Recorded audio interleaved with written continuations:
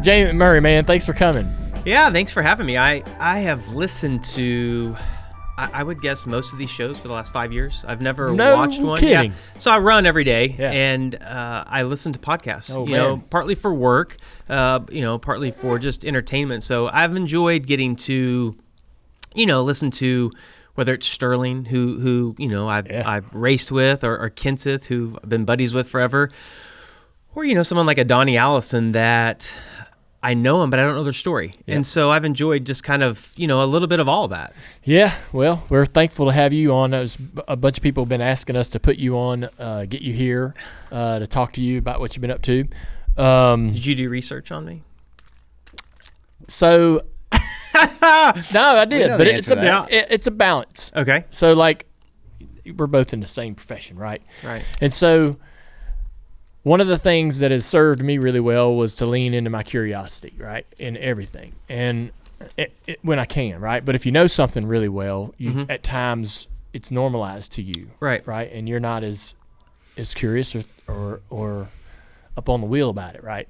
But I know I raced you. I know where you've been. I know what you've been up to.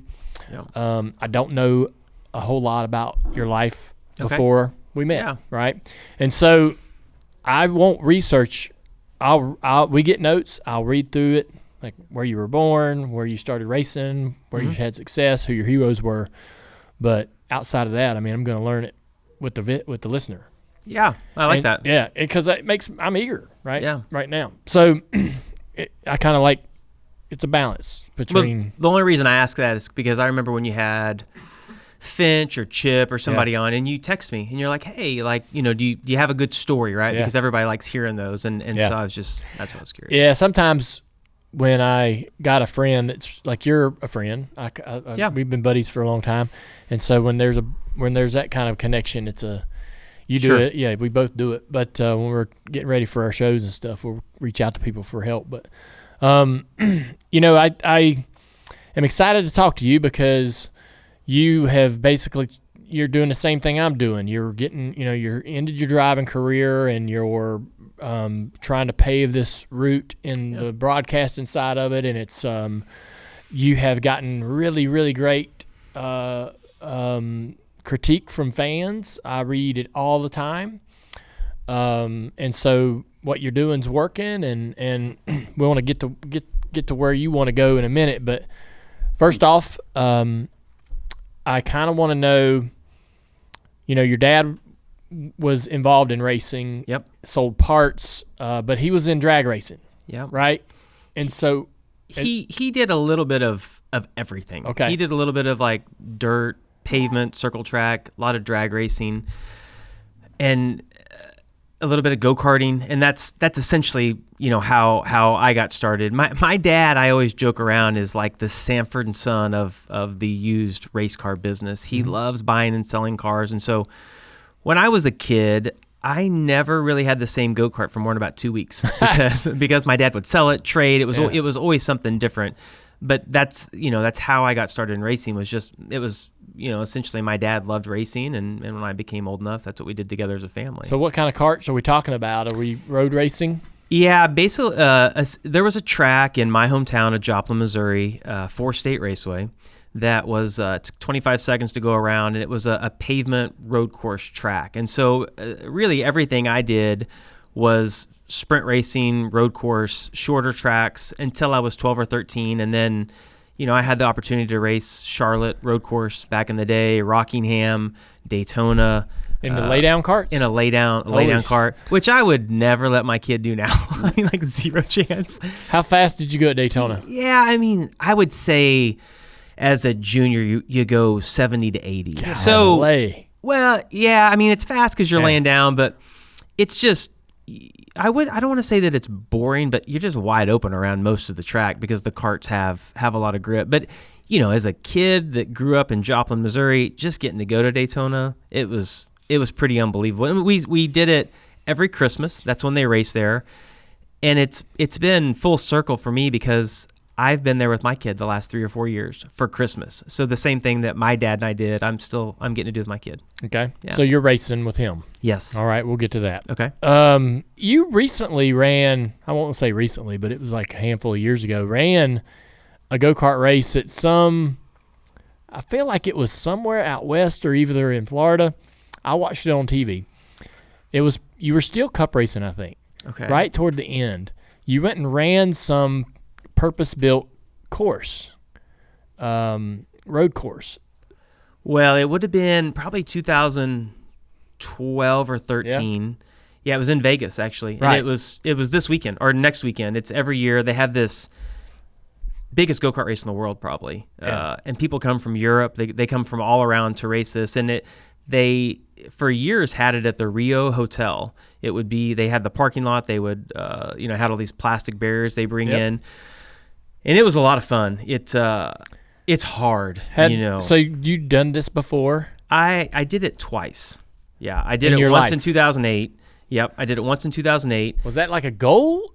How does this Well, happen? so I grew up racing karts, and then in mid-90s, I stopped racing karts because I started racing cars. And I got back into karts in around 2007 or 8. How? Doing what? I don't even know why. I don't even know why I chose to go back and do it again. My dad never stopped. My dad continued to kart race even when I moved on to other things. My dad was still doing it, and so I'm assuming I was just in conversation with him and just was like, get a kart again. And I went out to Charlotte, and they would let you on Wednesdays. You could go out and ride, and I think Rodney Childers was out there. I don't remember. There was a few guys from the NASCAR community out there, and we'd all go out and just kind of ride on Wednesdays. And I was like, you go out and you do it, and you're like, I want to race. Yeah. And so I would find this is before kids. I would find the off weekends. I would find a race that I could go run. I went to Pittsburgh, Pennsylvania one year and raced on the off weekend. And then the reason I did Vegas is because it was after the year was over. The season would be over with, and you could go out there, and it was the race that everybody talked about. Yeah. How'd you do in those races? The first year I went out there, I finished second, which was really pretty awesome. Yeah. I got beat by a 14-year-old, and I remember being in practice, and is a shifter kart. I don't know if you've ever driven a shifter kart. It's a lot more work than a regular kart because you're driving with one hand and then kind of shifting with the other. So it takes a lot of physical strength in general to race a kart, but when you have to take one hand off the wheel and shift, it takes a lot more strength. And so I'm out, I'm running, and I'm just gassed, right? I think I'm in good shape, but I'm not in karting shape, and this kart passes me, and I remember having this thought. I'm like, man, that's a little guy. I'm like, he's not very tall. I'm like, and I'm not tall, so for me to say that's a lot. And so, but you can't really tell. They have a dark visor on their helmet, and we pulled off the track, and I'm kind of sizing him up because he passed me, and so I'm like, I want to figure out who this is, so I know when the race starts, like who's who. And I'm like, boy, he's not very tall. And he took his helmet off, and I'm like, well, damn, he's like 10. And I'm like, oh, my Lord. And so, I friended him over the weekend because we were racing together. But I think he was 14 at the time, and he ended up winning. So, but it was fun. I mean, man, go-karting is just, it's as much fun racing-wise as you can have. Yeah, I think. Really? Yeah. Yeah. Did you ever run ovals in your go-kart?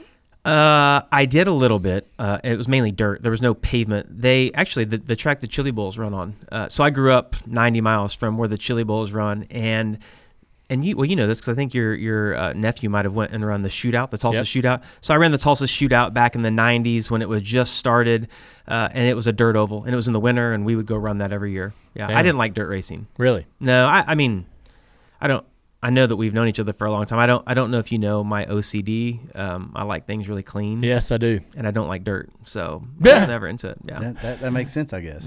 Even on, just dirt in general, like getting on you or your kart or just. I just was never really into dirt racing. Yeah, I mean it was as much about the pit area as it was racing on the track. Yeah. It's just everything was dirty. It's just a different I didn't like environment. that. Yeah. Not the most hygienic place that you've ever seen. It was not the cleanest area I had been to.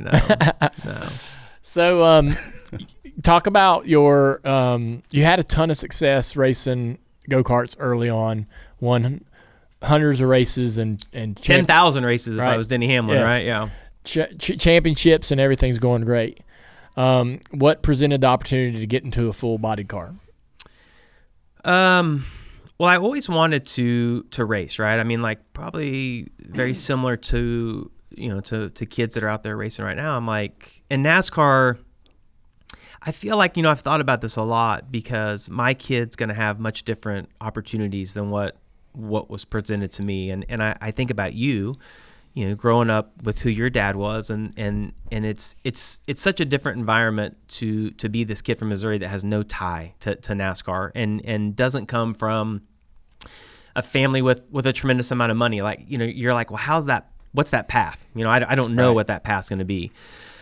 I was really fortunate that I kind of joked around earlier, talking about my dad, like buying and selling. My dad was a good salesman, always on the phone, always working a deal. And when I became old enough to move on from karts, I remember my dad somehow coming up with this IMCA modified, which was a dirt car, and we converted it. We put a sway bar on the front of it and put a windshield in it, and we made it an asphalt modified because they raced those not far from us. And I remember in the wintertime going to this guy's house out in the middle of nowhere in Missouri to a barn, and there was an engine in the corner, and my dad had bought this engine, and we take this home, and we put this whole car together, and we end up racing it the following year at a track in Lebanon, Missouri. It was called I-44 Speedway, and had some success. And I bring up that track because the guy that owned that track was really who helped get my career going from my parents. The guy that owned that track, their name was the Willard family. His name was Bill Willard. And there was a guy that raced there, not in modifieds, but in late models, named Larry Phillips. Mm-hmm. You're going to recognize that name, right? Like, just incredible short track racer. And he would literally win every night. Like, they would make him start dead last. And it wasn't if he would win. The bet in the stands would be how many laps till he could get to the lead. It was unbelievable, like how fast he was. So they always would try to bring people in to outrun him, and in hopes that if they could find somebody that would outrun him, that more people would show up to the races, right? Yeah. So I had a little bit of success. I won some modified races. I was young. And I remember the Willard family calling, and they're like, "Hey, we didn't have the money to run a late model. It was just that wasn't in the cards," and I knew that, and I didn't really know what the next step was going to be. But Mr. Willard called my dad, or maybe he called me. I don't remember exactly how it went down. And they're like, "Would you like to drive a car for us next year?" And of course, you're like, "Yeah." I'm like, "Yeah." I'm like, "This is the next step." So I moved from Joplin, or where I grew up, it's like 100 miles or something, like up to Lebanon, Missouri, and I kind of went full time. Like I was working on this, building late models, building this car or servicing this car every week, and then racing it on the weekends. And I was really fortunate. I was able to be really competitive that year. And I mean, for me, I remember I made $286 a week. That's what they paid me. And it was more money than I'd ever made. Yeah. And I'm like, I'm getting a race, and I'm making all this money, and I had an apartment. I had, like, life was complete for me at that time. And so that was really kind of the step that got me to, keep moving on.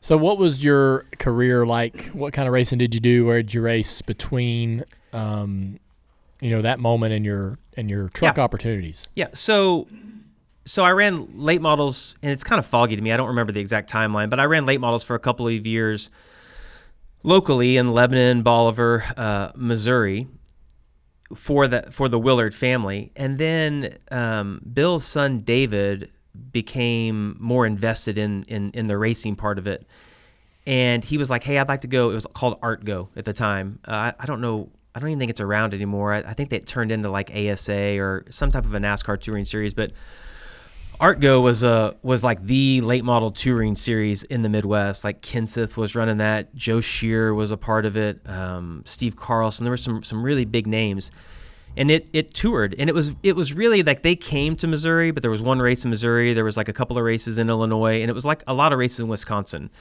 And I thought I was pretty good. And then I went and I met all these guys, and I realized I wasn't as good as I thought. They were all really good, and they were getting to run on tracks they'd all run on before. I would show up to, whether it was Rockford or La Crosse, I would show up to these places and you'd get like an hour of practice and you go qualify and you'd have to race them. And that was a big challenge. But I did like a year of art go at the time. And there was a guy named Mike Mittler, who that name's going to be recognizable because that's whose truck team I drove for first. He reached out to my dad because he knew that I had been racing against Larry Phillips and that I'd had a little bit of success racing against him. And he was like, hey, I'd like for Jamie to drive my truck. And I don't remember how old I was, but I just remember my dad had told him, he's like, look, he said, I really want Jamie to get to go do that, but I don't think he's ready. I don't want him to go there until I think he's mentally there, is ready to be a part of that. But there's a guy they wanted me to run I-70 because I had raced there a little bit. And he's like, but there's a local guy named Rick Beebe that would do a really good job for you. And so Mittler told my dad, he's like, listen, he's like, I really appreciate you not just passing Jamie off onto me and helping me find somebody to run my truck at this track. Whenever you think he's ready, call me. And he's like, we'll give you an opportunity. So it's about a year later. What I was doing with the Willards, we'd done the local thing, we'd done the Art Go racing. That was kind of running out. I was kind of at the end of that, and my dad called Mike Mittler, and Mike's like, yeah, I'll give him a shot. And so I moved from Lebanon, Missouri to St. Louis, Missouri, and I started working for Mike Mittler and working on his trucks. Yeah, he had a shop. It was awesome. It was this, I think it was a Quick Trip, like the gas station, like an old one, and they had like gutted it. And it was not anything fancy, but Mike built the engines, so there was a dyno room. And when I got there, he had recently, like in the years just before I got there, he had bought Ricky Rudd's old Cup program, like a bunch. He went to like an auction, and so there was like milk crates of like brakes and oil lines and just a lot of stuff, right? Yeah. And when we built something, we just went over to like find it. That was the parts bin, right? Like find something that'll work, and you would go kind of bolt it on. And they had a brand new truck when I got there, and it was just a chassis. And I remember Mike was like, we're going to put that together. And he's like, that's going to be your project. And so I had grown up working in race car shops. And so I really like fabricating, and I'm pretty good at it. Like I can make most things. And so I was like, all right, I've never built a truck. I've built some late models. We're just going to figure it out. And so, over the course of like the next year driving for Mike, we built this brand new truck. And I bring up that brand new truck because I had really just about bolted every single piece on it, hung the body on it, like I'd done it all. And we went to Kentucky, and we were pretty fast. It was like one of the first years that Kentucky was around. We were pretty quick in practice. And I don't remember who, but somebody blew an oil line, and I hit this oil. And as I was spinning in practice, I'm like, God, don't hit anything. I'm like, because I know how much work it was to put this thing together, and I don't want to put it back together. And I just did this amazing feat of not hitting the wall, and I get stopped, and I'm like, dang right. I'm like, not gonna have to fix this thing. Where's victory lane? I think we're gonna be good. And they hooked a tow truck up to it. And they towed it all the way back to the garage, and we get in the garage, and I don't know what made the guy running the tow truck want to back up, but he chose to he thought he was going to back the truck into the garage stall. And when he did, he knocked the hood, both fenders, I'm like, and I was standing there when it happened, and I'm like, I might kill this guy. Yeah. I'm like, I'm so mad. Yeah. So anyway, that was kind of my next step was doing the truck stuff. So you got, one of the things that I was looking at is, I remember this. I remember you coming in to NASCAR. And I remember thinking about it back then, about how quick you went through the ranks to the Cup Series. It probably didn't feel quick to you. Nope, not at all. Probably felt like it took forever, right? Because you're like grinding through every second, right? Trying to make sure you're doing what you need to do. But in front of everyone else, it's like, man, you got the Busch opportunity in a very quick part, and then that turned into a Cup opportunity really quickly because you got in that Busch car for Bruco, and that's the first car you drove in the Busch Series, right? Ran really good. Was that the Williams Travel Center? Yeah, 2 years. Yeah. Okay. Yeah, and I raced you one particular time at Richmond. Oh yeah, like crazy. Dirtied me. I remember. No, What? I'm kidding. OCD. If you dirtied him, he remembers it. I'm kidding. No. I had the Gossamer car. The what? The Gossamer car. What's that? The Looney Tunes. That's right. Yeah, that's right. That's right. Yeah, that's right. And my car was freaking Super ridiculous, fast. right? Yeah. And we had a mid-race restart, and he's running really good, running second. And I got the green flag, and we go down into 1 and 2. And, I mean, he's on my door for like 3 laps. And I finally had to back up, and he leads. And I'm like, shit. Like, I thought I was just going to go on by him and drive away, right? The car had been that good all night. And I'm like, damn. I had to back up and kind of like regroup and then try to pass him again, not knowing whether I was really going to get it done or not. So I think it's really funny that you think that happened fast, because my first year of Busch for Bruco was the year your dad was killed at Daytona, and I felt like everyone at Bruco thought I was scared after that. And I say that because you remember all the headrests that came out like shortly after that, and seat belts and Hans device, like all this stuff came out, and I wanted all of it. And it wasn't because I was scared. I just wanted to be safe, right? Yeah. Like, and I was kind of adamant, and I wanted it in every car, not just, at one time we're like, oh, well, we'll just put it in the super speedway cars. We won't worry about short. I'm like, no, I want this in every car, right? Yeah. And I wasn't having the success. And I remember they're like, he must be scared. And I'm like, man, my career is going to be over before it ever starts, Fortunately, I did just well enough as that year went on to kind of get to stay there for another year. And then the following year, I had a little bit more success. It was so much, I don't want to say harder, because I don't think that's fair to guys in the Xfinity Series now. But man, when they had 20 Cup guys in all those Busch races, it just was different. Yeah. I mean, you could run 30th and maybe be the best normal Busch guy, right? Yeah. Like Jeff Green would always run up front, but man, it was different then. Yeah, we go to Charlotte, there'd be 17 or 20 Cup guys, and there'd be 2 regulars in the top 20. It's unbelievable. It was wild. Yeah, and it's another thing that was like, I didn't think it was ever fair, is that all the Cup guys got in better cars. Yeah. Like, they got to get in all the Cup-backed cars on top of them being better drivers, Yeah, that conversation comes around every year, and was my opinion, is like, so Kyle Busch, right? He's an amazing race car driver, right. One of the best, right? Won most of his races driving the Gibbs cars, which are great race cars. Right. And that year where he drove his own cars, he looked regular. Normal. That's right. I know. And it really drove home the fact for me, like, I would, if they want to take the limits and the restrictions away, great. But all these guys need to just start their own teams. Totally. Right? Yeah, absolutely. Even if they do have that access, and like we do with Hendrick, start your own team, run it all out of your own shop. Right. It's a lot different. It is different. It's a lot different. Yeah, for sure. Help me recollect something from that time, because I have a bit of a vantage point, being that my first year was 2002, and I was with James Finch's team. And I remember you coming in. I remember you running that Williams travel car, but then at some point you're at Ganassi, or you're also running for Finch. I also remember there being some sort of turmoil between Finch and Jimmy Spencer that ultimately led him, and obviously Chip Ganassi. What do you remember, and how did you end up? Because you were running that Finch car the next year, I believe. Yeah, so I ran for Bruco in 01-02.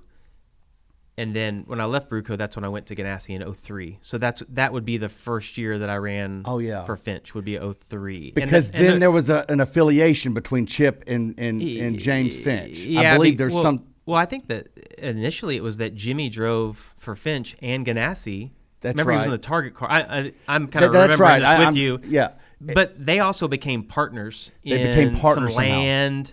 And they were friends, right? I think more than anything, they were friends. Yeah. And then when they cut Jimmy loose, they being Chip and Finch, right? You were now an employee of Chip Ganassi Racing, and so therefore you probably just kind of naturally ended up running that yellow transportation car a couple times. Is that right? I ran it a lot. Oh, you ran it a lot. I think I ran. I remember you winning it. I mean, I remember I probably ran 25 Oh, Busch wow. races a year It was for that the many. first 4 or 5 years of my Cup career. I ran every companion race. Is what I remember. Like, Yeah. But that was normal. Everybody did. That was the same Actually, type it of wasn't schedule. normal. Jeff Gordon didn't do it. Like there was when I first came in, and you would remember this. Like it wasn't cool to go run Busch. Like Jeff Gordon's not running Busch. Like he Right. ran like one every 4 or 5 years or something. So, but when you were new, it was experience, and the cars. I feel like they related more than what they would now. But at the time, I mean, that's just what everybody did. And then it was almost like I don't know if it would have been Kyle Busch, maybe Kevin Harvick. Some of those guys then made it cool to like go back and run Busch and do both of them. Yeah, I remember Jeff coming and running 5 races in the Pepsi car in '99, and I was like, hell yes! Oh, I know. That was the I was coolest so thing damn ever. pumped up, and he came down there and he's like, these things drive like shit. I'm not doing this. I'm not gonna do this. After this 5 races is up, I'm going back to my Cup car. That's This so isn't good. fun at all. He won Phoenix, but didn't want to drive anymore after that. So you get into you at Ganassi, you're supposed to go drive this 42 car full time, but then Sterling gets hurt. Sterling's leading the points. Like Sterling's got a legit shot in the twilight of his career at winning a championship. And we talked about it on the show here where he broke his neck in Kansas. They put you in the car, your first race, Talladega. I don't remember much about that, or maybe you don't either, but the second race at Charlotte, you win. Yeah, so what I remember about all of that is that I was supposed to run my first race, not for Ganassi, but for Melling Racing. And Chad Knaus was the crew chief. Stacy Compton. Remember that? Yeah. And I don't know if you remember, they sat on the pole at every because they had like this chuck arm mechanism that was way cheated up. Yeah. And I was so excited. I'm like, I can't wait to drive that thing at Talladega because I know we're gonna be on the pole. I'm like, I don't think I've ever had a pole in the Busch Series. I'm gonna have a pole in the damn Cup Series my first race because I'm getting in that car. So I was supposed to drive that car, and Haviland, I believe, was gonna sponsor it. It's a little foggy, and Sterling gets hurt. And Andy Graves called me in his office, and he's like, listen, he said, we think if you're good enough to drive our car next year, we want you to drive the 40 car. I believe it was a week-to-week basis at the time. I don't think we were sharing how hurt Sterling really was. And I just was like, I'm like, oh my gosh, like it's incredible opportunity, but I was also really nervous. Like I got to be honest, I had a motorhome for the first time in Talladega, that first Cup race. And I had a girlfriend staying with me in that motorhome. And if you've ever stayed in a motorhome, you know the walls are pretty thin and there's just not a lot of room. And I spent, I bet, 75% of the weekend in the Porta-John next to my motorhome because I was so nervous. Like Jeez. My nerves were, I wasn't scared. I just wanted to do well. And I knew that I was in a good car. And the thing is, for me, when I was at Bruco, even though Casey Atwood had won a couple of races in that car, the expectations we're going to win every single weekend, right? It was like good cars, we got pretty good engines, but you weren't like you have to win. When I went and got in Sterling's car, he was leading the points or he might have just fallen out of the lead, but like he'd won some races, right? And it was legitimately like getting in one of the best cars, and that was nerve-wracking to me. And so we ran Talladega. I had never made a green flag pit stop in my life, and that race ran caution-free. So we ran the entire race. Entire race caution-free. There wasn't a caution, and I ran. I mean, the car was super fast. I ran really well, and ran out of gas on I think one. I don't know if it was the last stop or next to last of it, but ran out of gas, and I don't remember where I finished. And I remember everybody was pretty excited, and I told them, I was like, hey, I just want you to know, I'm like, we're going to Charlotte next week. If I had to pick my worst track, that's it. Like, I'm pretty intimidated by it. I struggle there.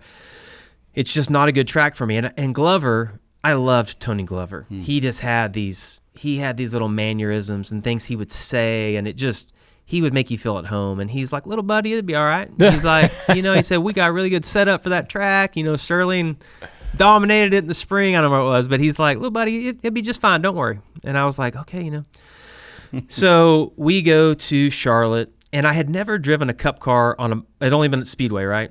At a super Speedway.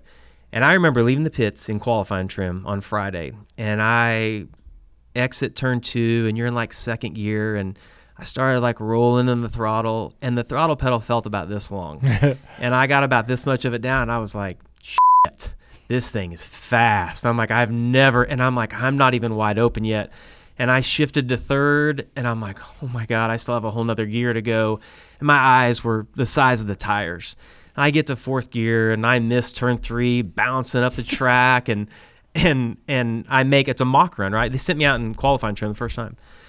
Come in, they cool it down, and Glove comes down to the window because it was an interesting dynamic because Lee McCall was a crew chief, but Glover kind of made the calls. They kind of worked it together, and he's like, hey, we're gonna cool it down, blah, blah, blah. Go make you another run.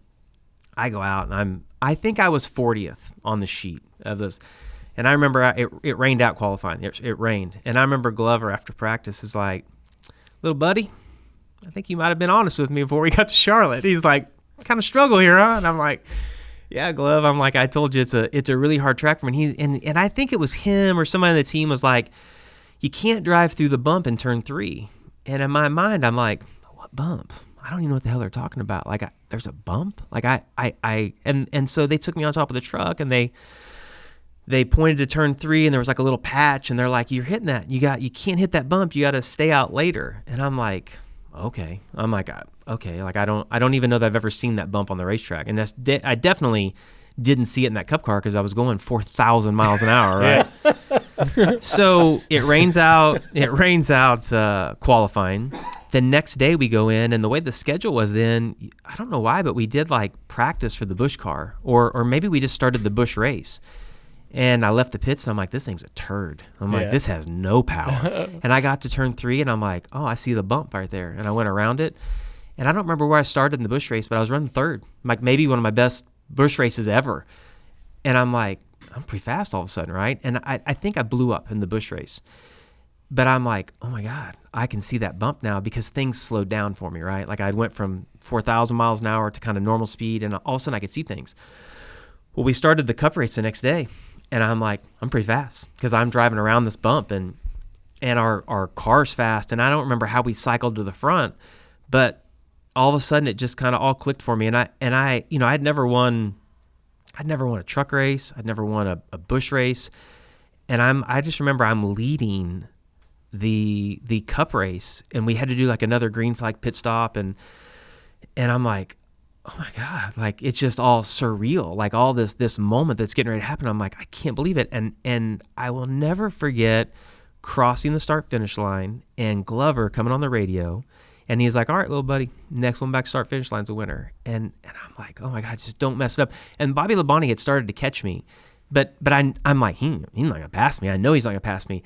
And when that race was over, I'd never got to do a burnout, and I'd watched all these people do burnouts, and I'm like, I cannot wait to get to do a burnout. And not only a burnout at Charlotte on the front stretch. And it was this magical night because there was no wind. And so I started doing this burnout, and I couldn't see, and I've got this picture at home, like the smoke just kind of stayed there.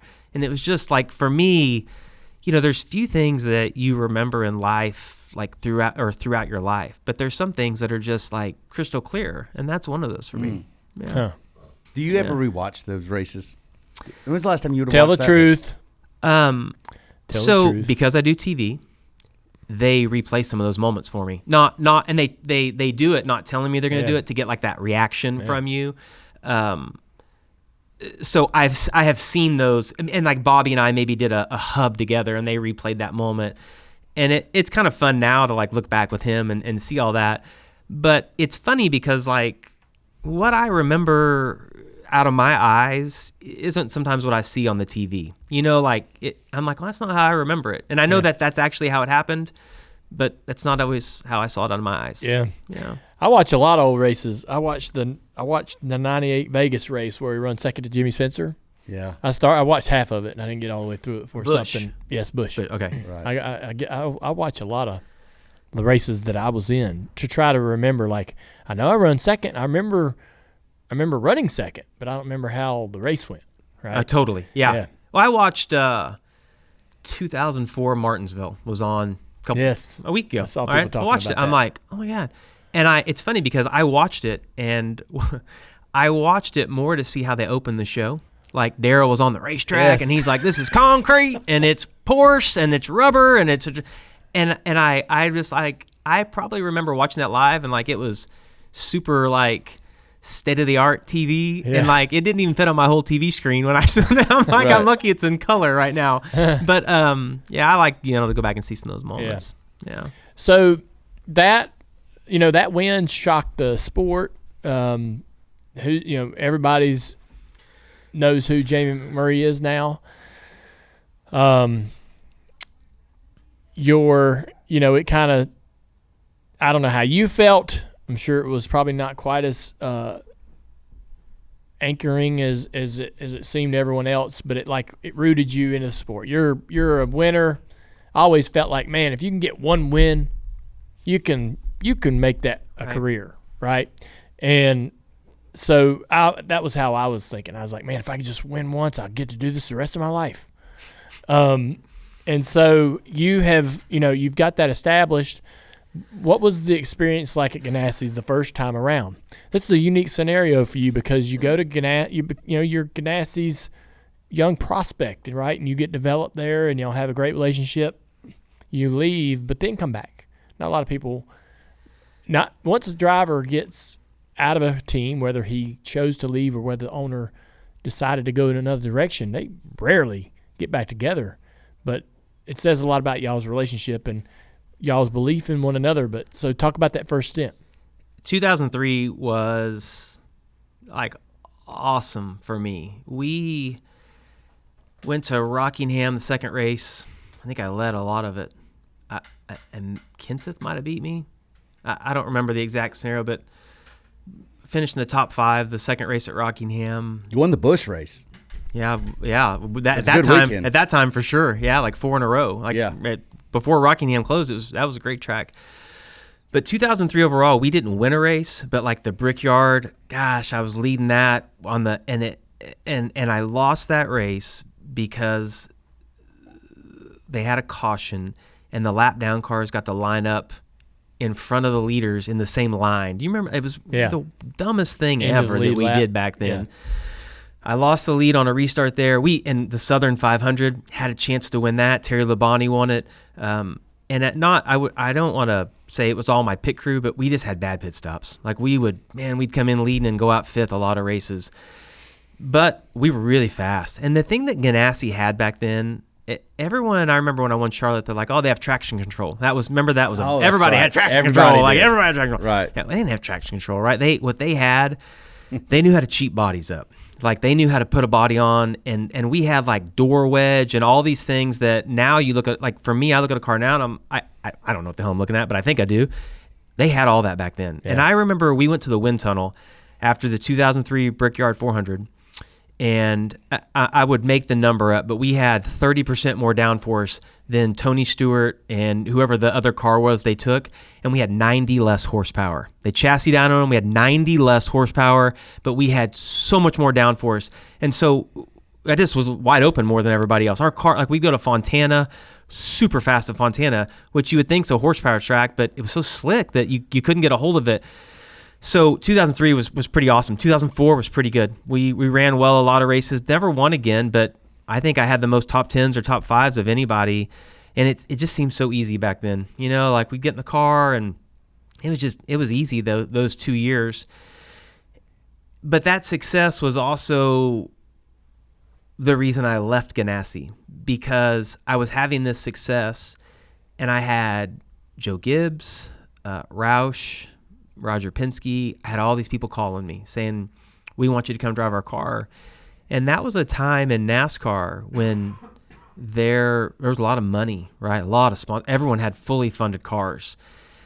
And the one thing about driving for Chip when I first went there is I didn't get paid a lot, right? I mean, and I don't fault him at all for that, but because he took a chance. I mean, I was just glad for the opportunity. But the numbers that people were throwing around, I'm like, can't turn it down. I don't know. I'm gonna talk to all these people, right? Yeah. And I think that I went back and kind of told Chip what they were going to pay me, and I remember him being like, "Well, you should definitely do that." he's like, "That's a great opportunity." But we had a little bit of a falling out at the end because I signed a contract to go to Roush a year before my contract was up. So I had a whole nother year left at Ganassi. I remember that. Yeah. So it was weird. I don't know why I did that. So I have no idea why I did that. Did you tell Chip you were going to do it before you signed it? Or did you sign it and then go ask for forgiveness? I don't remember. What I remember about a lot of that, though, and actually I drove by the building coming in here. Rod Moskowitz was my agent at the time, and their office was just right up here on the corner. And I remember I got everything worked out. I had talked to Gibbs, but at the time, Roush, I mean, they won were good. God, they won like every race that year, and all their drivers won. And I'm like, well, and they were offering the most money. And I was like, well, this seems like a no-brainer. But I had this little bit of a relationship because I was driving Rusty's Busch car at the time. Oh, yeah. So, and I would... Duraflame. And Top Flight. That's right. That's right. Yeah. Duraflame. That's right. Yeah. My highlights match the logs when they're on fire. I remember, I mean, like, because I had that relationship with Rusty, I would like go to Rusty's motorhome before the races, and Roger and Kathy Penske would be in there, and Kathy would be making like ham sandwiches. And I'm like, I just remember, I'm like, I have officially made it. Kathy Penske is making me a ham sandwich before I get in a car to go race. Like, this is, and it was just, everybody was just kind of friends, right? So I had this little bit of a, like, kind of a personal relationship with Rusty and kind of with Roger through him. And when I pulled into Rod's office, I'd already agreed, I'm going to Roush, I'm going to sign this deal. My phone rings, and I don't know the number, but I answer it, and it's like, Jamie, this is Roger Penske. And I'm like, yeah, hey, Roger. And, and he's like, I'd like for you to come drive the 2-car. And I'm like, oh my God. I was like, I'm just getting ready to walk in here and sign this deal, and I didn't even know this was an option. And I'm like, that might be a better opportunity. I don't know. But I just kind of made a decision there, and I was like, Roger, I'm so sorry. I was like, but I'm sitting in the parking lot of essentially my attorney, and I'm going in to sign this deal. And I was like, I'm sorry, I can't do it. So I signed that deal to go to Roush. And that's in like, I don't remember the exact timeline, but it's in like August or October of a year that I still have another whole year. Well, if you fast forward to November, if you remember, Kurt gets a DWI in Phoenix. In trouble, yeah. Right? Yeah, and they take him out of the car, and they didn't like him at Roush. There was at that time, they just didn't like, it was bad, right? It was really bad. And so they're like, we're going to take him out of the car, and they're like, we want to put you in there sooner. And so I'm like going to Ganassi, like, hey, can you let me have my deal? And Chip's like, I'm letting you have your deal. It's like, we got a deal. But if anything that I learned from any car owner, what I learned from Chip is you never react fast, right? You see what the offers are, and you just kind of sit back and wait. And he was the most patient guy ever, whether it was with, sponsorships. Like if a sponsor left, I would be like freaking out. And he's like, let's just see what happens. He was just really, like, you'd never want to play poker with him because he just very calm. Everything will work out. And most of the time it did. But I remember I'm like, I want to get on my deal. And he's like, I'm not letting you out of your deal. He's like, we have an agreement and you left and, you're staying. And I remember at some point I'm just super immature, but I'm like, I don't even like you. I'm like telling Chip that, I'm like, I don't even like you, Chip. And he's like laughing, right? Like literally it's like, yeah, whatever, right? Well, then it gets kind of complicated because Roush wants to fire Kurt. Well, Roger Penske wants to hire Kurt, but he can't hire Kurt until like I go to Roush. So then I don't remember how it worked out, but essentially Penske ends up paying Chip so that I can get out of my deal to go to Roush so that they can then hire Kurt to come. It was really, really complicated. And you'd never hear of that now, but at the time it was unbelievable. Yeah. So I got to go there a year early. Yeah. Holy smokes. I guess of all that story, by the way, it's a little surprising that you and Chip have such a good relationship, being that you said, I don't even like you. Well, he knew. So here's the deal. When I was with Ganassi the first time through, I didn't have a good relationship with him. He was an owner, and there was no relationship. It was... we didn't talk on the phone. Like it just there wasn't really a relationship there. When I went back, he became like one of my best friends. Yeah. Because when I went back, they didn't have a sponsor sold, and we worked together to get that car funded. And then we won the Daytona. We win these races. Like, we all of a sudden became, Chip became one of my better friends, and I would still consider him one of my better friends. But a lot of that is because when we came back together, we kind of needed each other. You needed each other. That's right. Yeah. I did not know Chip at all really until recently, like in the last handful of years. And I don't know him, but when I do see him, he's super cool. We had him come in here and sit down and do a show with us, and I don't know if he's changed as a person, but the guy that I've gotten to know in the last handful of years is a really nice, neat, unique person. He's done a lot. Yeah. He has done a lot in racing in general, and he just, I know him on such a more of a personal level, right, than what you would in your little interaction with him. But I would just say, Chip is the person you think is who he is. He's super genuine, and just, I really enjoyed getting to drive for him. What I would tell you, if I were to say, Chip was the kind of car owner that when you won, he might call and say good job or congratulate you, or he might not call.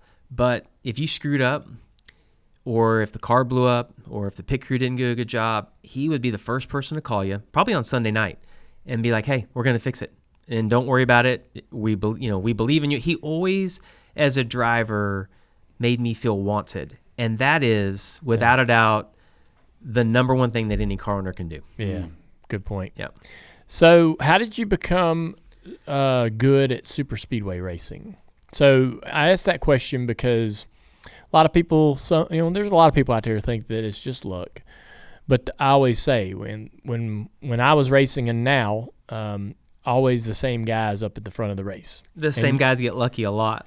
Yeah. Yeah. But you were one of those. It was me, Denny, you, Kurt Busch. There was like this little 6-pack or 8-pack of drivers that I knew were going to be at the, trying to make the right move in those last 10 laps. I don't know would be my just direct answer to you. But what I remember, and I talked about this a second ago with Bruco, is that at Bruco, you really weren't thought of as a contender every week. But I knew early on that anyone could win those races. Like, all the cars were, not that all the cars were the same, but it just seemed like I had a lot better chance when I got to a super speedway than I did at a 1.5 miles or than at a short track. And I don't know, that all kind of clicked for me in the Busch series. And I think the one thing that I was good at is I wasn't selfish. I didn't care if I led. So when they would start these races, I feel like some guys all are like, I just want to get to the front and lead. I don't know that throughout my career, whether it was maybe at Roush, I got to have the fastest car sometimes. But I don't know even at Ganassi that I ever got to have like the fastest car. So I knew my best opportunity to get to the front was to push a fast car. And so my mindset at all those was to find somebody fast and just commit to them. Yeah. And that's what I would do. And so like you saying to me, like you thought that I would do well, right? Everyone wants to help that guy. And so if you take like 5 or 6 guys that are in this pool that they're going to do well, and you take the other 35 guys, they're all willing to help those 5. Yeah. And so when you made a decision or a move, gotta help. They would go with you, right? I mean, and I think the other thing that played in my favor is I got along with everybody. Yeah. Because I remember Kurt Busch, he was furious at Elliott Sadler years ago because at the end of one of the races, I pulled out and Elliott had a decision to help me or to help Kurt Busch, and he helped me. And Kurt's like, we're both with Ford. Why would you not help me? And I don't remember Elliott's answer, but in my mind, I'm like, oh, I know why. Like, he liked me more. You know, like, and that's kind of how that worked. Yeah. Yeah. Yeah. So you, I know you know this, but there's a banner in this building with your name on it. You raced in the Xfinity Series for us. I don't remember exactly what the scenario that we had. We were between drivers or whatever, and we needed some help. We went through a bunch of drivers. I remember that year. Tony Uri Sr. got mad at somebody. Yeah, I remember. that didn't narrow it down at all, by the way. Right. But yeah, we went through a bunch of drivers. I think you ran Atlanta or something, right? Yes. Yeah. We had Elliot ran a race for us, and there was like we had a lot of fun. We got to get our buddies and go racing. But a funny story about that, not so funny in the moment, but Jamie wins the race, right? I'm at the house, or I'm somewhere watching it on TV. I left. But I feel like, because you called me or something after that. I don't know what was going on. Man, I'm sorry. And I was like, well, I wasn't like in victory lane going, where the hell's Dale? That's not true. Oh, I did say that? Yes. Oh, I don't remember that. I don't remember that. I'm looking at the TV. I'm like, hell yeah. I don't know why I left. I don't really remember, but I left for whatever reason. And we had like a morning, a 9 to 10 or 9 to 11 practice, and then we were done the rest of the day. And I went home for a reason, but I'm not sure what. He wins the race, and I'm watching on TV, and I'm like, hell, it's freaking amazing, dude. We freaking won. And we've been putting all our buddies in the car for like a couple weeks. Right. Yeah. And Elliot was at Dover, and he wrecked. I was so disappointed because I was like, man, I wanted to win with all of y'all. Yeah. And Trix wrecked it Bristol, I think. But you win, and I'm like, hell yeah. And he gets out of the car, and he looks at Tony Senior, and he goes, you saw him mouth it. I saw him mouth it, and I don't remember that. I went, I don't remember that. All I remember about that weekend was in practice we pulled out, and that old Atlanta was so slick, and I ran like 3 laps, and I'm like, I'm gonna spin out. And I came in and I told Pops, I was like, I need a big change, and he's like what? And I'm like 5% a wedge, and I just remember he's like, looked at me like, you're an idiot. And I'm like, I just need a lot. And I don't remember if we put 5% in or I got out, they put a bunch in. And I went out and I was pretty fast. And I remember I was like, we need that much again. And I just remember he's like, there ain't no way. And then we ended up winning the race. And I just like, that was a fun moment. I really enjoyed, because I ran a few races for you and I got to work with Pops and Tony Jr. Yeah. And that was fun for me because of the, you'd worked with them and I'd seen them over all these years. And it was super relaxed. They're characters. Totally characters, yeah. Yeah, it was fun. Good. Yeah. Crazy that he just left Tony Jr.'s wedding the other night. Like that, Tony Jr. just got married. Yeah. They've been him and his wife's been in a relationship forever, but they finally decided got to married. make it Cool. official. Yeah, But One would think, Dale, that being as good as you were at plate racing and as good as you were, Jamie, that you guys would either race each other or be working together. Did y'all ever have those opportunities that stick out, whether you were racing each other or working with each other at the end? I ran second to you at the Daytona 500 once when you won with Chip. Yeah. But I just remember always knowing that, he was just always in the top 5 when it come down to it, and it was, everybody that was going to be there was there. He was there. There he was. Yep. And I'm sure there were some moments where we duked it out. I don't remember that either. But there weren't anything really stand out. The Daytona 500 sticks out. Yeah. That's I was everybody talks about in my timeline, people talk about my career, my races and stuff like that, and they were talking about that one, and they're like, man, another lap, because I had these new tires. So I remember, yeah. Well, so there was 2 green white checkers. I think there was one that I was like, I come in and got tires, and I was like 29th or something. And if the race goes green, I run 15th, right? Right. And a wreck happened that gave me that opportunity to get up through there. So I remember that it's funny, the 3 green white checkers, that was the very first race that they did that. Yeah.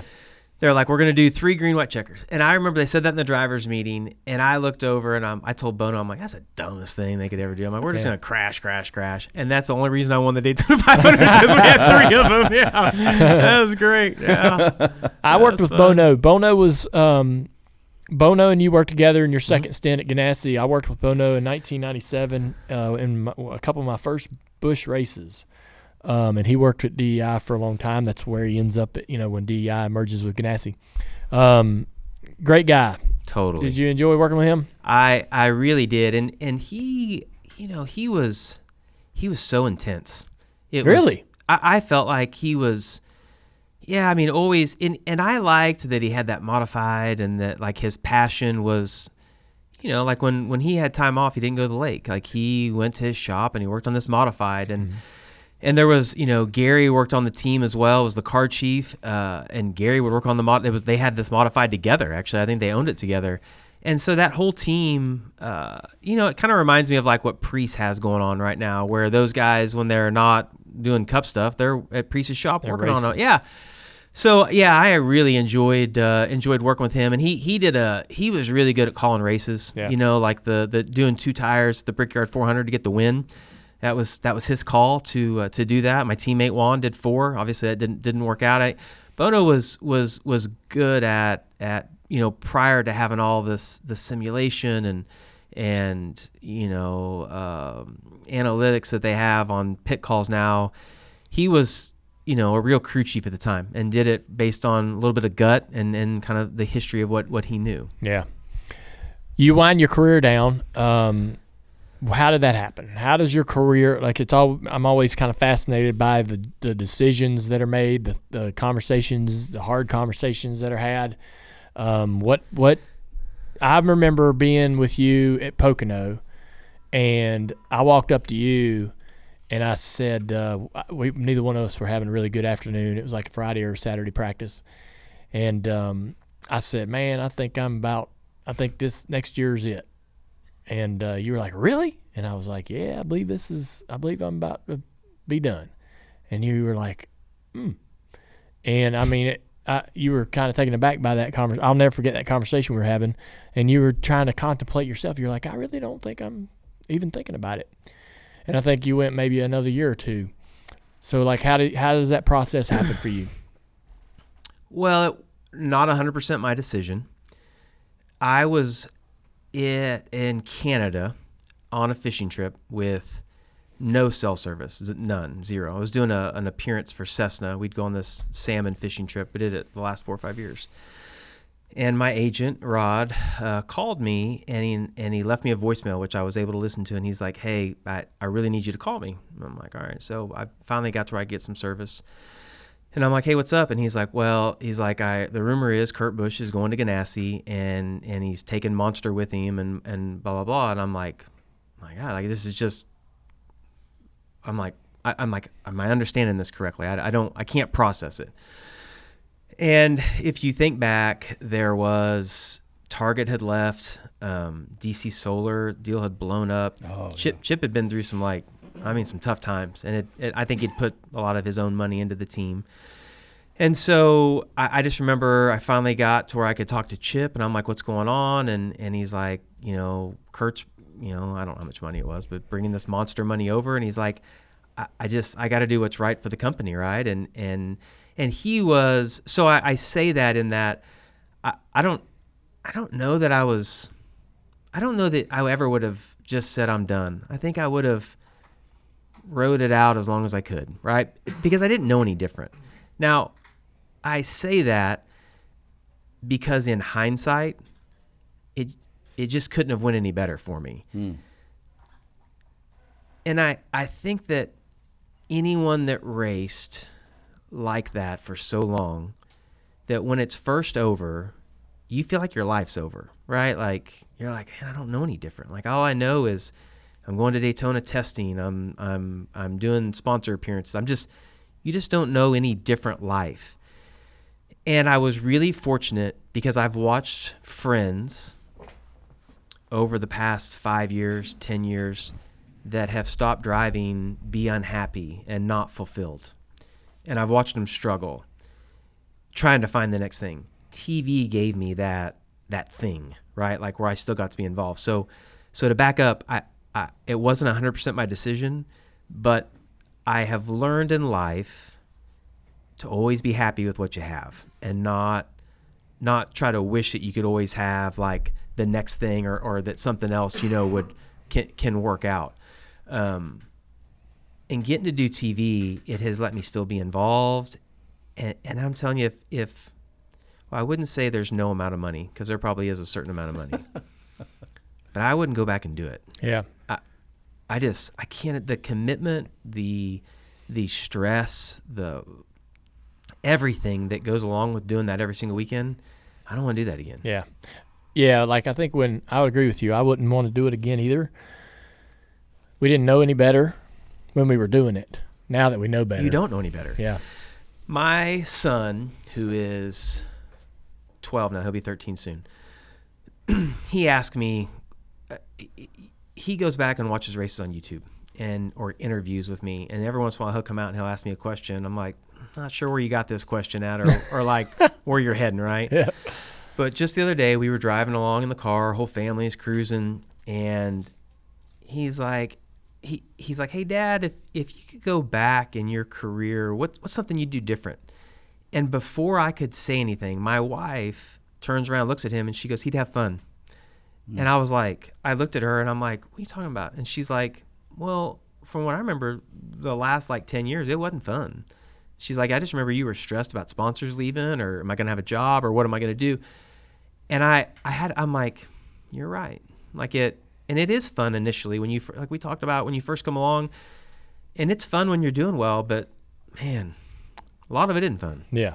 The other 90% of the time, it's terrible. It's terrible. You make it terrible, right?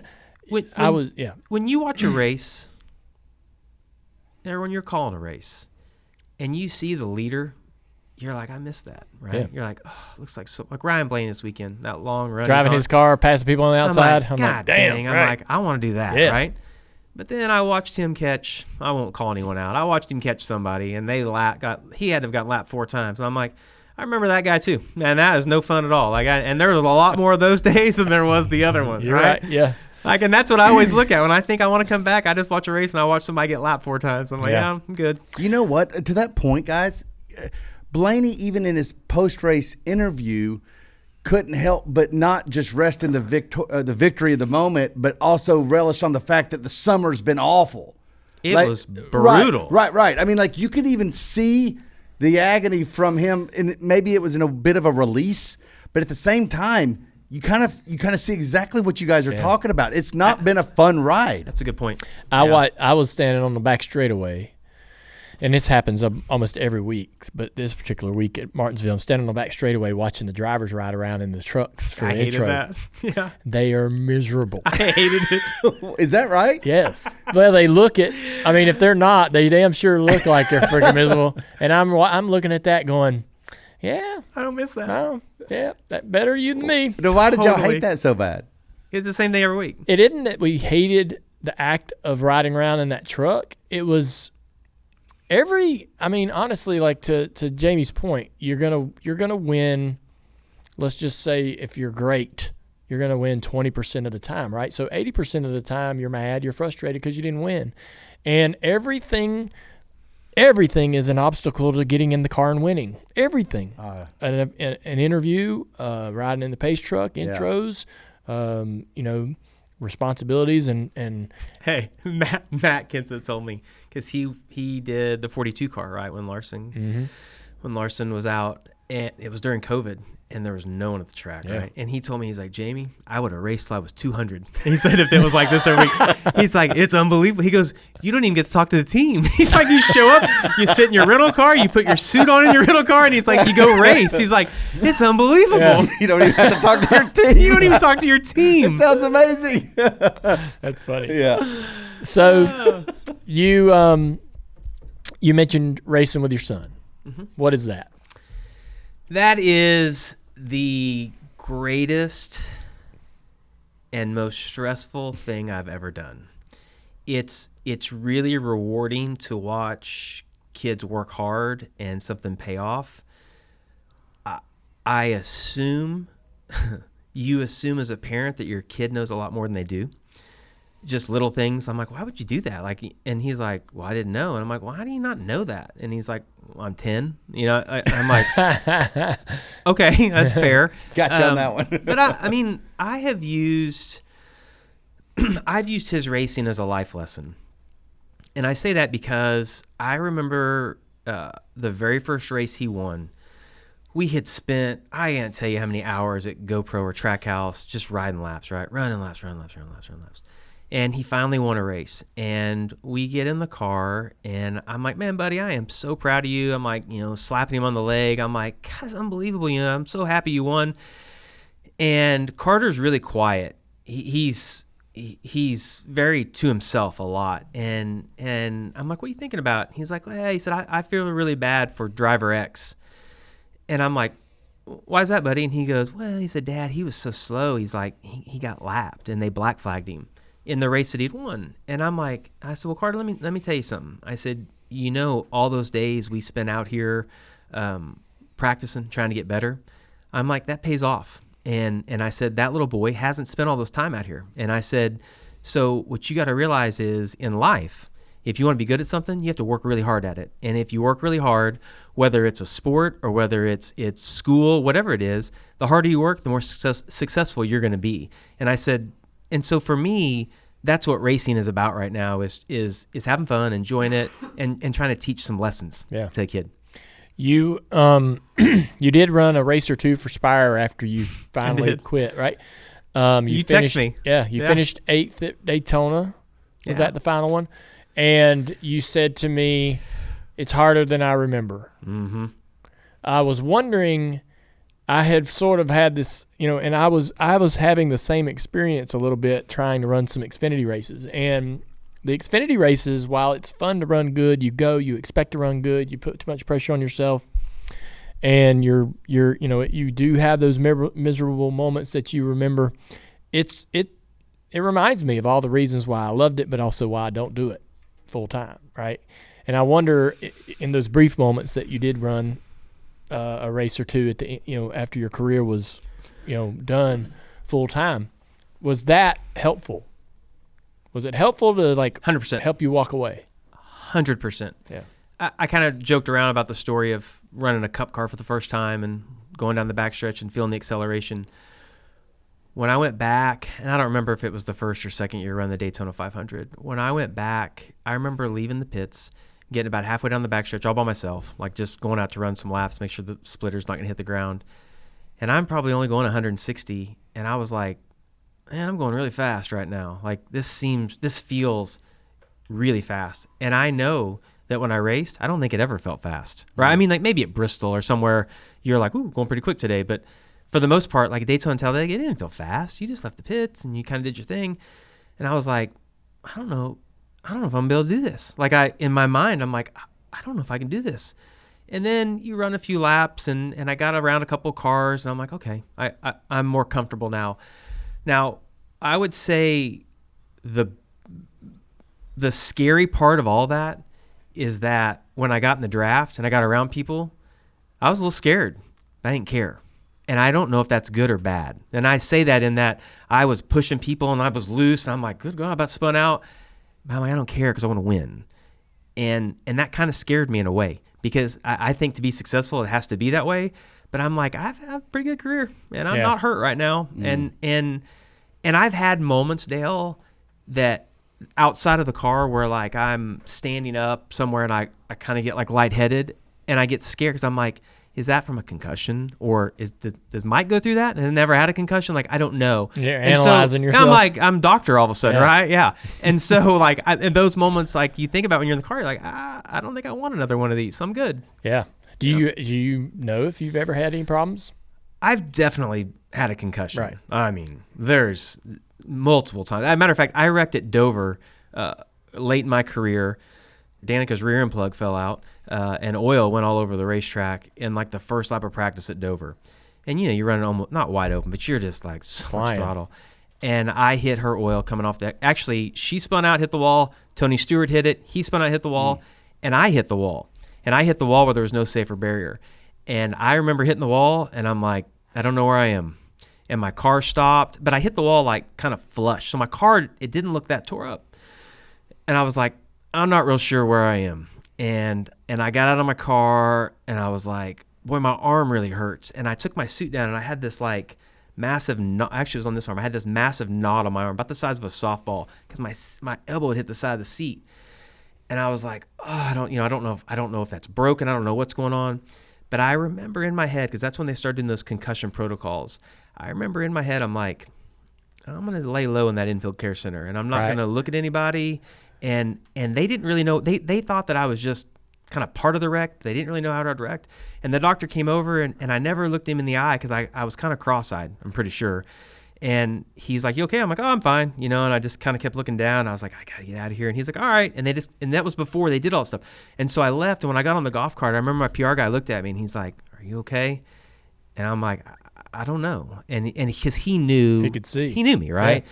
And I walked over. I remember they were unloading the backup car because practice was still going on. And I walked up in the trailer, and Matt McCall is my crew chief, and he's like, "You all right?" And I'm like, "Yeah." But I remember in my mind, I was like, "I don't want to get in that car right now. Right. I know that. Like, Yeah. I'm good. Yeah.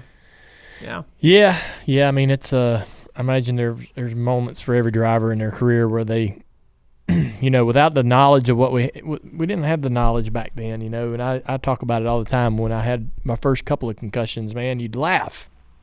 Yeah. I wrecked at Daytona in '98 and got dizzy and chuckled and said, "Man, I'm messed up." It was funny for some reason, which is silly. Well, it's before kids. Yeah. Before a wife. Yeah. Right. Life's different. Yeah. You Priorities. thought, "Oh, Sunday, good. I'll be fine. I'm good. This will be 2 or 3 days at most." Yeah, I'm gonna go drinking. As a matter of fact, on Tuesday. Damn right. Right. I mean, That's like what that's I what. needed. Yeah. Yeah. A couple That's beers, what I I'll need to feel do. fine. Yeah. Here's what I find interesting, though, is that like when you would come back and do those one-off races here and there, like I think that's a very real moment of feeling, as you call it, scared in the draft. But I think it's interesting that you went to Daytona to do those races, whereas Dale, you wouldn't be caught dead going back to do a restrictor plate track. Well, that's a different. Like my career ended because of concussions, and so like I'm not going to go somewhere where the 80% chance of crashing. That's my point.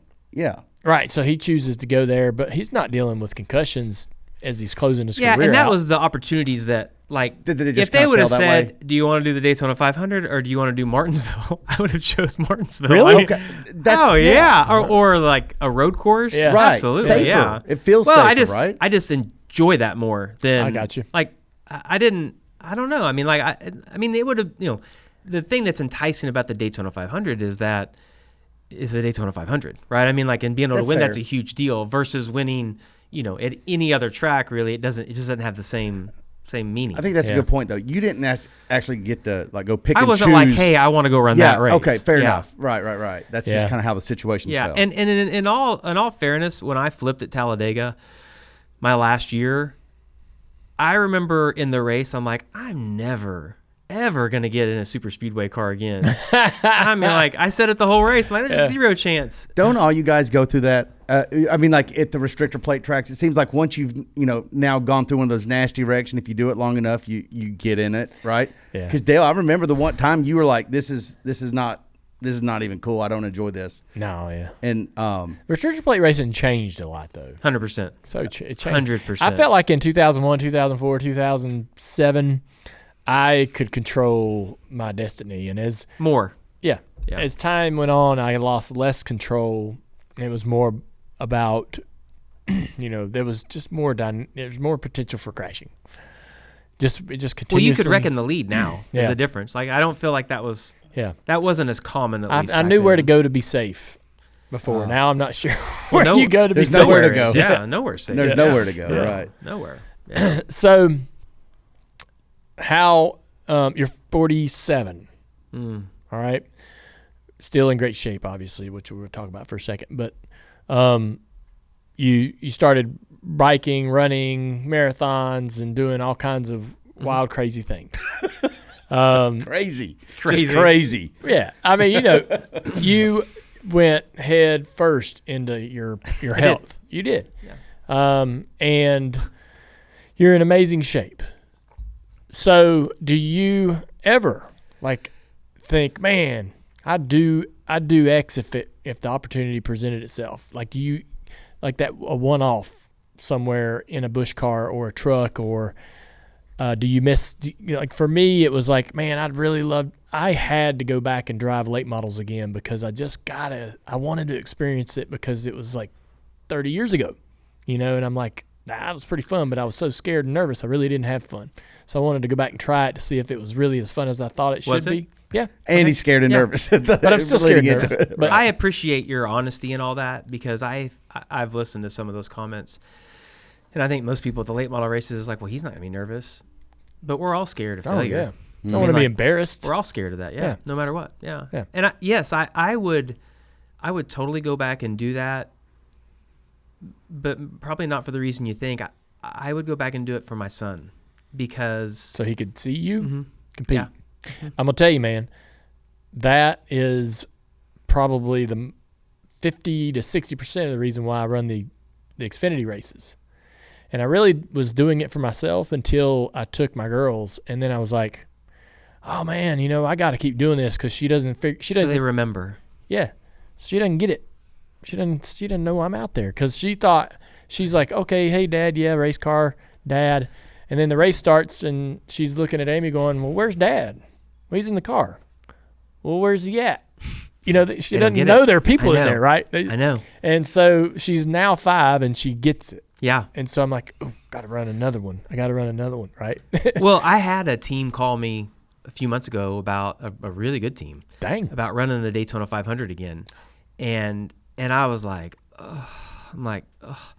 And my son's like, you got to do it, Dad. And I'm like, Carter, like, similar to your question, I'm like, I want him to call for the Roval or for like I don't know, just the Coke 600 even, right? Something like that, because I would like to go do it, but I'm like, I don't want to do a super speedway again. I'm like, I think that time has passed. Yeah. No, I'm with you. I don't blame you, man. My vision scares me a little bit too. Yeah. Like, I see you have glasses on, and I wear glasses quite a bit now, because I can't see up close or far away. Oh. And I contemplate, like, could I see? Don't wear contacts? I've never tried. Me neither. Mm-hmm. So your far away vision is not correctable? I don't know. Yeah. They gave me progressive glasses, and I didn't even know I didn't know I needed them until we were driving down the interstate, and my wife, like, we're driving to Charleston, and she's like, oh, we're 122 miles away. And I said, well, how do you know that? And she's like, well, the sign says it. And I'm like, what sign? And she's like, that. And about 10 seconds later, I'm like, oh, we are. And so I went and got my eyes checked, and sure enough, it sucks. I can't see anything past the gauge. I can't see anything from the windshield end. So, like, outside looks great. I can see a quarter laying on the track, which is way better. But, like, looking at my little A-post mirror, it's blurry. I could see there's a car, but it's just blurry. You couldn't see the bike behind you? Do you wear your glasses? Nope. So your glasses are for up close? Up close, like from me. But can you see through those glasses distance? Like when you look across. So my corrective's just in the reader side. So you just look at the top. Yeah. Yeah. Okay. So at the top, it's pretty much straight on. Yeah. I mean, it's a little blurry, but yeah, I can see pretty good. And so, but when I take the glasses off to race, they're like, hey, what's the gauges? Who cares? It's not red, right? Not a clue. I feel like I just want to give you both eye exams right now. I'm like, I spent 20 years never looking at them. Now you're asking me to read them? That's hilarious. I would get in cars. I mean, I'd been racing cars for 6 months, the same car, right, and still not know which one was the water gauge. Where's the water gauge at? They ask you for the water gauge, water temperature. Which one? Which one is that? That's good. They put the freaking oil in the water side by side. They look the same. And they're about the same temp, just so you know. They are. Yeah. Have you driven a new car? No. I'd like to do that just so That's that what I was could. wondering. Like, because do you think it would help you with your TV deal, right? Like, I don't know. So what I did last year so that I could comprehend this, I went over to Penske, and I'm buddies with Paul Wolf, and I was like, just give me let's just talk. Let's just walk around. Let me ask questions. And so he filled me in, on a little bit of stuff, but I'd like to drive it just so you could just say you've done it, Yeah. I called Hendrick one year, and I said, hey, if y'all got any testing needing done, I'd like to do it. And they had the Chili Bowl was a conflict with a Daytona test coming up, so I got to go and drive the car, and they're like, we're not going to draft or nothing. I was like, perfect. I just want to. That's what I want to do too, right? I'll run single car runs. Yes, I'll probably get bored, but I'll be learning all day. Yeah. And then near the end of the test, they're like, get out there in the pack, and I was like, and somebody pushed me, and I was like, oh, hell no, I'm out of You here. did that? Yeah, I got in the back, and Dang I just right. sit there about 3 car lengths off of him. I was like, y'all, it's not stable. And this is before the first 500 with them, right? They don't know yet. Don't drive good. Right. And then I drove one at Greenville Pickens, which was Yeah. that was hard. You're not going to Yeah. learn Can't nothing. even give any gas, right? Yeah. But I'm with you. I would like to, now that they sort of have them under control. Yeah. You know, I think going to do a Sure. a test somewhere would be fun. But one thing, like you ask about if I think that would help with TV, I don't think it would hurt. I think the one thing that like I listen to everyone I work with in TV because it's really easy for a driver or a past crew chief to get in the weeds of something that's so deep that most people don't understand. And so I think as much as I would like to have some of that knowledge, I don't think people would care if I knew this super deep knowledge of something, like, because though like, you know, Matt Kent's sitting at home and be like, oh yeah, he knows exactly what he's saying. Sometimes I feel like we get in the weeds on stuff and people don't care. That's also probably a really good grasp on what your role is with Fox, right? I mean, like if you were a color analyst, Right. that's a different role Totally. Yeah. than what you do, which you do your job so well. So I could understand that. Yeah, totally. What is your ambitions as an analyst? What do you mean? People want to see you in the booth. What is your opportunities, and how do you control what chances you get? And Yeah, I have told, Fox, I mean, since I started, because initially when I came to Fox, I thought it was towards the end of Darrell's career. I'm like, well, maybe when Darrell retires, they'll let me go do that with Jeff. And that didn't work out. They didn't see me as the right fit there, because initially I think when Darrell left, it was Jeff by himself for like a year. Right. And then Clint came along and did his role, and then Jeff left. And yeah, I don't think they view me as that guy. I enjoy going to the track and doing the races. It's thrilling, right? Like you sweat in the booth, like you watch that and you feel like you're a part of it, and I enjoy that. I think that fulfills an itch that all drivers want to scratch. Yeah. Do you enjoy the studio work? I do. They just to I think give me a different challenge. They've let me host a couple of shows, which is terrifying. I'll tell you what. I've only done 2. The first one, I couldn't have prepared anymore. I mean, I had more prep into this 1-hour show than you can imagine. And I rehearsed, did the whole rehearsal, and then they bring in, it was with Brad and Andy Petrie. Oh man. And the camera, like I'm staring at the camera and I hear 5, 4, and no lie, my tongue was stuck to the roof of my mouth. Yeah. And I was like, I don't think I'm gonna be able to talk. I'm like, oh my God. And I'm not really nervous on TV. Like when I did Hub last night, I come out, I laugh, we have fun. Yeah. Like I'm not nervous at all.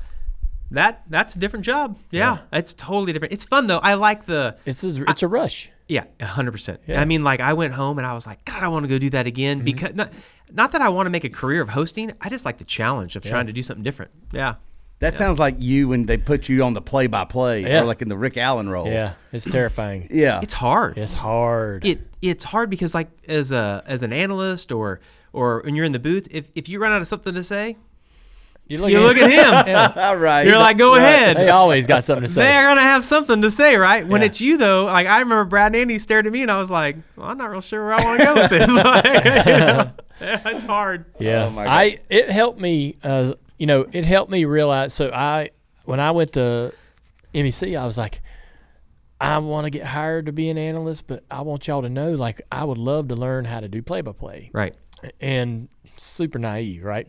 And then I go in there, and they're like, okay, here's your play-by-play, and I did it. And How many years had you been doing TV then? I don't know. Or first year? 3. Oh, so 2 you'd or done 3. a little. You'd been doing it for a while. 2 or 3 maybe. And I was like, okay, that was terrifying and scary as hell. And Rick's really damn good. And like 100%. I didn't really appreciate Rick Yeah. for as good as he was. And now I don't really care to do play-by-play anymore. I think maybe down the road, like 15, 20 more years down the road, maybe. Right. But like, and then I'll be too old for all of it. But like it just really made like every week now I'm much more appreciative of Rick and how important he is and how good he is. Getting to host that show, I learned more about how TV's made in one show than I did in my 5 previous years. Because when I look at a rundown, typically as an analyst, I just see where it says JM. I'm like, right there, that's my talking point. I don't care how they get there. I don't care what they do after me. That's what I'm talking about. But I really I go in the control room and I try to learn well, how's this work? Because I want to know, because I want to be a part of helping make things better or not getting frustrated. I'm like, well, why would we do that? Well, if I go in to the control room and I learn why we're doing that, or as I read that rundown, how they get to a certain point and why we're talking about this in the A's, it's because we're going to follow up in the E's with something that's going to tie. I want to learn all that. Yeah. I embrace all that. So I like them letting me do some different stuff so that I can learn it. How about the, just in general competition or direction of the sport? How involved are you in that emotionally? Jeff Burton, for example, right? He physically puts himself in places to have dialogue with drivers. He's a part of their council. He's a liaison between drivers and NASCAR. Yeah. He implants himself in these positions that he really doesn't have to be. Doesn't have to do that to be a great analyst, but he wants to have an influence, right? Or have where are you? I just like being an analyst. I've got an emotion and an opinion about things, about where we're headed and whatever, and I'm wrong and right or whatever. But the sport is evolving, changing. We got a new TV thing coming, all kinds, the RTA and all that. Where is your I know what you're asking. Yeah. I get it. I know exactly where you're going. And I think there's a balance there. And I say that because it's easy to get in the weeds on deep subjects like rules and spoilers and things that most people don't give a crap about, I would say. I try to listen to all the people I work with and what they think is going to be interesting. And I try to balance, okay, I'm with you, but you don't really know what you're saying there, but I know what you're trying to get to, right? So I don't really care what the rules are. I don't mean that I don't care, because I want the racing to be as great as it can. I think some people get really caught up in, we've got to fix this. I don't think you have to fix everything, because if every race is great, they're not great. They're just races. I think it's okay that we don't have a barn burner every single weekend. I think that makes us appreciate when we get to have that one. So I try to watch a lot of social media, because you learn a lot about drivers through social media.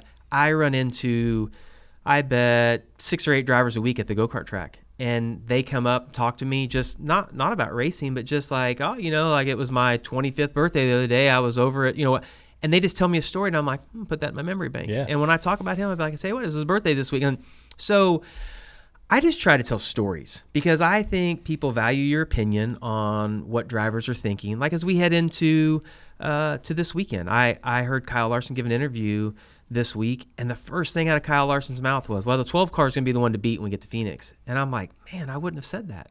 I wouldn't have wanted Ryan Blaney to know that I think Kyle Larson might be the guy to beat this weekend. But so I just think for me, I like to listen to guys, what they say, and then try to explain to a fan why they said that or what they might be thinking. Yeah. Yeah. Has there been something that's happened this year, though, that you did find yourself maybe not knowingly, but became super passionate about when it comes to the sport, the racing, whether it be the new car, whether it be the drivers, whether it be anything like that? Not even from your TV role, but from a fan of the sport.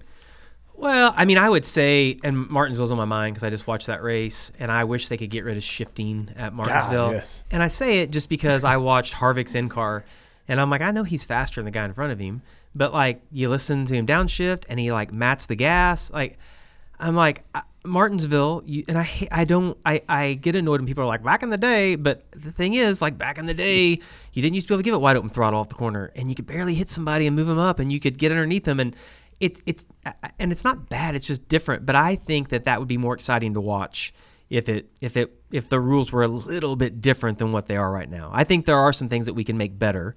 I say that NASCAR can make better. But one thing that I always try to keep in mind is that with the next-gen car, the goal with the next-gen car was to make mile-and-a-half races better. Well, they've won. By God, they're incredible. Almost all of them are really good. But the short tracks are terrible, right? And so we got to work on that. They're going to have to figure out how to make that better. But to me, you just got to remember, and there's always repercussions for everything that they change. And I think it's really hard for sometimes people just to shout off, well, they got to change the rules. Well, okay, give me the solution then. You can't just say we got to change things. All right, well, what was your feeling after this past weekend then? I mean, both Xfinity race and the Cup race. Well, the Xfinity race was a joke, I thought, at the end. Like I'll go back to my son and his racing. I have made it very clear to my son, I'm like, listen, if you can pass somebody, get inside of them, race them clean, and there's going to be some contact. But going into the last corner and knocking somebody out of the way is not how you win a race. I'm like, you've already lost your race, and you got to figure out how to pass them and do it with some, like, it's a race, it's not a wreck, okay? And when I watched the Xfinity race last night or on Saturday, like and I think there's a time and place to move someone. And I would go back to, I think the one thing that people lose sight of at local levels or in karting is that when you see somebody get wrecked on Sunday, it's normally because there's been 3 months leading up to it that guy's been like, it's going to come and I'm going to get you when it stings, right? And I'm okay with that. I think there's a time and a place for it. But people, like what happened in the Xfinity race, it was just like, that's just too much for me. Yeah. That's too much. It was chaos. Yeah. And it's become normalized in a way, for those moments. Like when we go back to Martinsville, nothing was learned. We'll go back to Martinsville next year, and that will happen again. Right. And you'll expect it, and nothing will be learned. But so I said this last night on Race Hub. I told my son when I was watching the Cup race, and Ryan Blaney's going to win, and Denny Hamlin's only chance is if a caution comes out. I told Carter, I said, buddy, about 20 to go, Denny Hamlin's going to hook somebody. He's going to bring a caution out because his whole season's going to ride on. He's got to have a caution. And Denny didn't do it. And when it was over, I said this last night on Hub, I'm like, I think all local levels of late models, the Xfinity Series, the Truck Series, all those drivers should watch because Sunday – the best showed you how you're supposed to do it. Sometimes it doesn't play into your favor, right? And you just don't take things into your own hand and create a caution just to benefit you. I thought Denny Hamlin, it's a super polarizing guy, right? Like you either like him or you don't. Like it doesn't seem like there's any middle. But when he got out of his car on Sunday and immediately said, I just wasn't good enough today. And Ryan Blaney was. And we had a great... I'm like, how do you not like that? Because it wasn't like he said that on Wednesday. He said that 10 minutes after getting out of his car. I'm like, I think it just shows how much he's matured, and he sets an example of how we should all act when we get out. Yeah. Boy, that's saying something. He has. I appreciate you coming. Yeah. It's been fun. I hope that there's always sort of this part of me that hates to see things come to an end, and I hope that you haven't raced your last race. And maybe you could care less about running another race, but I think people would love to see you go compete if the opportunity and a good opportunity, right, presents itself. But you don't give me the opinion that you got any itch to scratch, which is great. But I kind of was curious and feel like I got a pretty good answer on that question. Well, I don't want to mislead you. Yeah. If the right opportunity comes along, I'm interested in doing something. But I see some guys that go out there right now, and I'm like, I'm not interested in doing that. I think if it could be fun, I'm all in on something like that. I understand. Well, man, you're doing an amazing job as an analyst. Well, I appreciate it. I look for feedback. I'm curious as to how people feel about the job I do, and I often run into positive comments about your work. And there's a lot of people that are excited about what that means for your future. And so keep on kicking butt there. So one thing I would say before we leave here is I really appreciate you saying that. It means the world to me when I read comments like that as well. And it means the world to me because I work really hard and I try really hard to do a good job. Yep. So when people say you did a good job and you put this effort in, and I bring that up, Dale, because the one thing that I really appreciate about you is I know how hard TV is. And it's very clear people that work hard and people that don't. And I know that you do. And so when I watch you on TV, I'm appreciative because I'm like, I know that guy's putting the work in. Man, I appreciate you saying Yeah. that. Yeah. Sometimes I wish sometimes I wish I could put more into it, but you know how that is. We got Sure. families and all kinds of other things hard. going on. It's a balance of Yeah. getting all that right. People are going to be glad to hear from you, man. Yeah. And we see you all the time on TV. You're no stranger. And we're thankful for that banner. And Yeah, that's cool. I'm Yes, glad to get sir. to be a part of it. you were a part Don't of expect it. him to hang around for Victory Lane, though. I mean, we're thankful, but he's going to be at the house, just to be clear. Well, yeah, you're a part of our DNA and a reason why we're continuing to compete today and have success. So we appreciate that. When we needed somebody to come in and help us get to the next week, you did that. So thank you, man. Have a great time and hope you have a great week and enjoy this weekend, the final one, and then we'll take us a little break, and we all get to go at it again next year. All right. I appreciate you having me on. You bet. Yep. Jamie McMurray on the Dale Jr. Download.